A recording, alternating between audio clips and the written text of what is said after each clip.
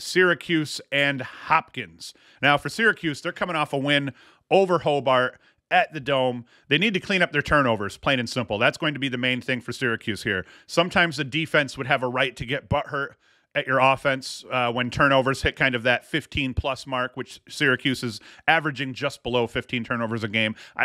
I'll talk about that. But they've been as guilty as the offense. There's not a situation here where the defense can be like, hey, what the hell are you guys doing? You're killing us, because the defense, they're turning the ball over. Maybe obviously not quite as often, but the turnovers that the defense have committed have resulted in almost immediate goals compared to the offense, resulting in goals on the next possession at some point. So that's been rough. Despite looking really good at times offensively and defensively, they've also looked like hot shit at times as well, and that's what they have to clean up. They just got to clean up the stupid mistakes that they've been making, and this goes from being a mediocre team to being a good team that could compete with just about anybody. So now the one thing I was surprised about, that Syracuse wasn't actually ranked at the top in terms of turnovers per game. They're in fact the 9th best team in terms of not turning the ball over. And I'm not sure how that plays, because anyone who's watched a Syracuse game, as you're watching the mistakes they make, it feels like they're turning the ball over 30 times a game. I think that if there was a stat that reflected turnovers that turned into goals on that very next possession, maybe two stats, one that resulted in goals within the next 30 seconds and another that resulted in a goal within the next possession, I think Syracuse would probably be right at the top in the country for that stat, which is why it feels like they turn the ball over so much more than they do. But it's the just boneheaded mistakes that have resulted in quick goals that have hurt Syracuse more than anything else. Now, Fopp, he's won 59% of his faceoffs so far this season. And I mean, that's huge. He's won 88 faceoffs. Cuse has turned the ball over, I believe, at this point, 72 times. So, I mean, they've turned the ball over almost as many times as Fopp has won faceoffs, which greatly neutralizes the effect he can have on a game. If they can cut those turnovers down and then they turn the Fopp advantage into a true offensive possession advantage, then Syracuse once again goes from being a mediocre team to being a good team, maybe a very good team. Defensively, they've played better than I expected. They're currently ranked 19th in the nation in terms of takeaways, so they've been taking the ball away. They haven't gotten completely blown out quite as badly as they did last year in a couple of these early games, but inconsistent play in the net hurts them defensively, where I think they are playing better defensively, certainly off ball and to a degree on ball as well. The inconsistent play in net between Thompson and geez, I'm just totally drawing a blank here. Gavin. I mean, I say the guy's name all the time and I couldn't remember it.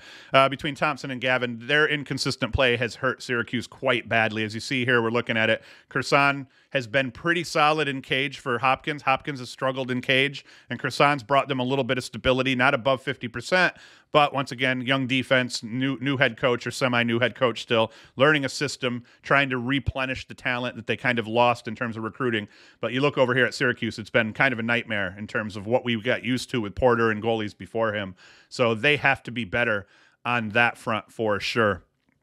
And one thing Cuse is going to have for him, Hopkins hasn't lit the world on fire with their offensive prowess here so far. So that's going to help Syracuse a little bit. The defense has been playing well. Goalkeepers have been decent at times. So if we can get a hot goalkeeper and then Hopkins doesn't, continues to kind of struggle to a degree offensively, that will play well for Syracuse. Now for Hopkins, they're coming off 2 straight losses to ACC teams, a 5-goal loss to UNC and an 11-goal loss to UVA. Now Joey Epstein, he was 6-1 in their first 3 losses to UVA, UNC, and Georgetown.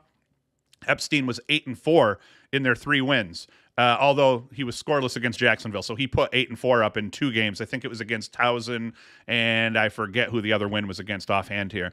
But the 2 guys that are kind of expected to do the bulk of the Hopkins scoring, DeSimone and Epstein, they've been inconsistent. They're still their top 2 leading scorers, Epstein and DeSimone are, as you can see here. Epstein at 14 goals, 5 helpers, and DeSimone at a more solid 50-50, 8-9. But both have shot the ball poorly, considering the amount of touches they get, and considering how much Hopkins really needs to lean on these 2. And they've had a tendency of not playing big and not putting up consistent points in every game. One thing at the faceoff dot has been Tyler Dunn has been solid for Hopkins at the faceoff dot, winning 54% thus far of his draws. Not Fopp numbers, and Fopp's numbers are pulled down greatly by losing his ass to Petey Lasala, which, I mean, only fair. All's fair in love and war. But Dunn has done a solid job, and Kursan, as I said, has been better in cage than both of the Cuse goalies. So as we go positionally, I think offensively, even with the turnovers, I think Cuse and Hopkins are similar in terms of their inconsistency on offense, but I think the slight edge goes to Syracuse because their top scorers have been far more consistent, and I think that they've done a lot more damage in every game, whereas Hopkins' top scorers tend to falter depending on the day. So slight edge to Syracuse on the offensive side of the ball, but that could be quickly negated if they turn the ball over poorly, both in the clearing game and on offense. Definite edge to Syracuse at the faceoff dot thus far, so that's big. And then defensively, I think that a slight edge goes to Hopkins because of slightly more consistent goalie play, but I think that's pretty close to a wash as well, which at the end of the day, that means this is going to be a very close game. I do like Syracuse to edge this one out. Their backs are against the wall. They're on the road. So Hopkins is going to be hyped for this too, but I think Syracuse is going to win a close game in this one. But the turnovers could totally turn the tides in the favor of Hopkins and change this from a 1-2 goal Syracuse win to a 5-goal Syracuse loss if they don't get that shit cleaned up, which they have to do. Now, the next game. Oh, and then just in terms of keys, yeah, I already said the keys. Kursan, he's going to have to play big. If he can play big in cage for Hopkins and come up with a bunch of saves above 55%, that's also going to flummox Syracuse a little bit as well.